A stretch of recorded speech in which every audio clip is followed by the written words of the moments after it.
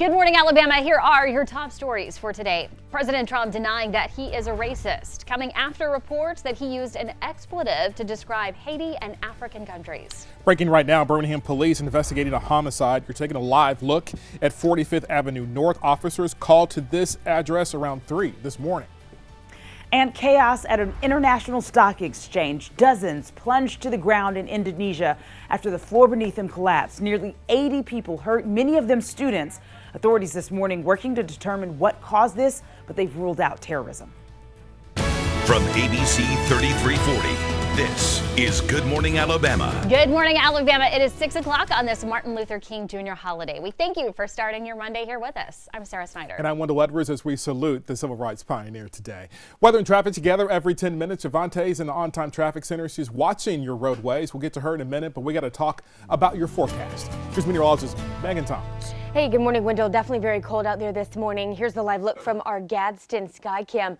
Temperature sitting at 28 degrees. A lot of things will be changing as we go through the day tomorrow as far as precipitation is concerned. Temperatures still going to be very cold all the way through early Thursday morning. We have a winter storm watch in effect for all of central Alabama. The chance for snow tomorrow very likely. Some could see a trace. Some up towards the Tennessee Valley could see potentially 2 inches in some localized areas, but they have a winter weather advisory. At this point, it is cold no matter where you look. 28 degrees in Birmingham, along with Tuscaloosa and Anniston, back up through Gadsden and Coleman as well. So definitely very cold. We'll be talking about the chance for snow tomorrow and what you can expect for the rest of the work week and how important it is to listen to travel impacts as we go through the day tomorrow. Let's check the roads now with Javante in on-time traffic. Hello, good morning, everyone. I hope your Monday going well so far. This on-time traffic update brought to you by Max Transit. So if you do have to go out into work today, you don't get the holiday off, I have a look at some of your drive times. We were seeing a little bit of a delay on Interstate 59 southbound as you were entering into Trussville, approaching that interchange with 459. Speeds are dipping down to 16 miles per hour. Not sure what's causing that. We'll continue to watch it, make some calls, keep you updated. The big picture showing lots of green, no accidents so far this morning. Want to take a look at some of those drive times a little bit closer to downtown Birmingham. So 10 minutes coming in from Gardendale, south on 65, about 15 if you're waking up in Alabaster, going north toward 459, and also 15 as you're traveling in from Trussville.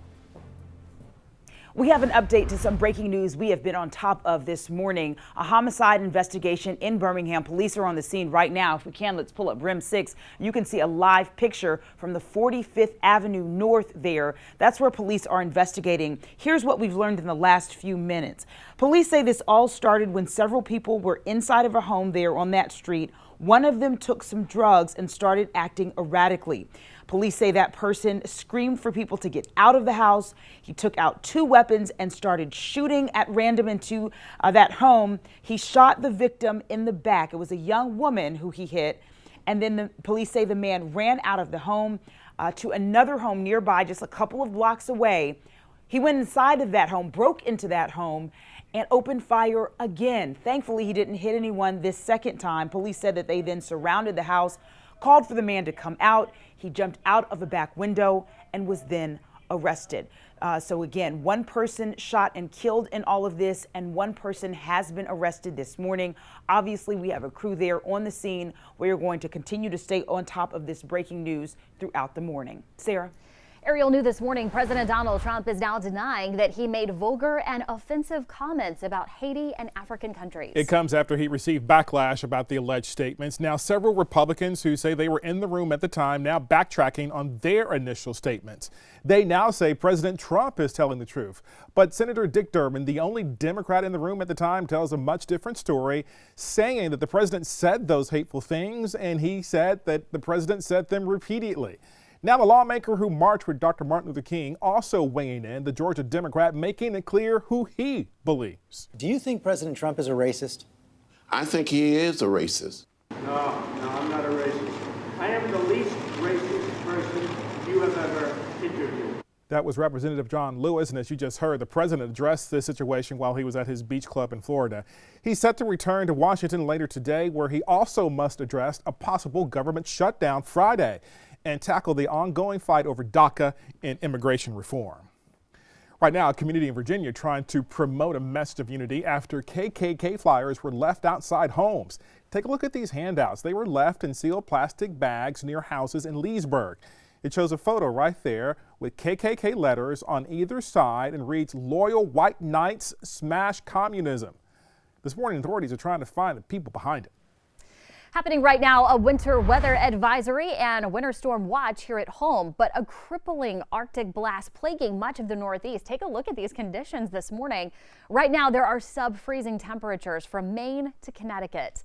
In Vermont, icy water lurking down the Missisquoi River, turning 6.5 miles of Route 78 into nothing but a sheet of ice. Some drone video showing the Arctic scene in Lowville, New York. Take a look at this. Officials say those floodwaters are receding, but anywhere there is ice on the roads, it is not expected to melt anytime soon. Time now, 6:05. In Greene County, investigators are trying to track down the person responsible for killing one and injuring 4 others. 2 of the victims in the hospital this morning. Here's what authorities tell ABC 3340 News. The shooting happened early Sunday morning at the Utah National Guard Armory. Local pastors tell us they knew some of the people involved. They say this type of violence not welcomed in Greene County. Nobody wins in violence. Nobody wins. Nobody.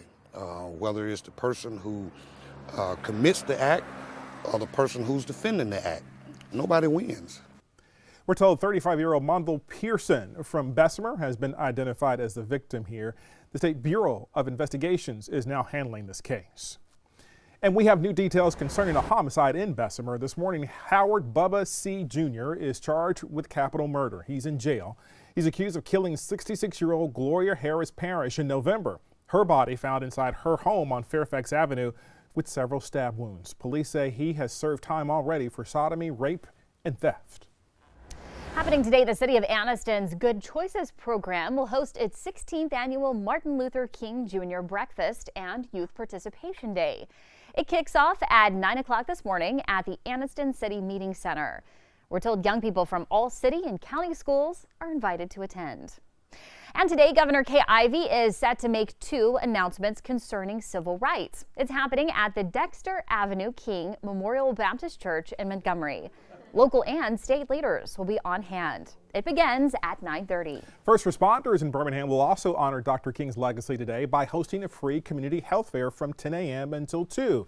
You can get health screenings there and flu shots. You'll also have the chance to meet some of the city's firefighters, our everyday heroes. It's happening at the JC CEO in Kingston. Many events scheduled to honor the late civil rights icon. Coming up, how you can learn more about the movement that changed the world. And as we head to break, we want to leave you with some of Dr. King's most famous quotes.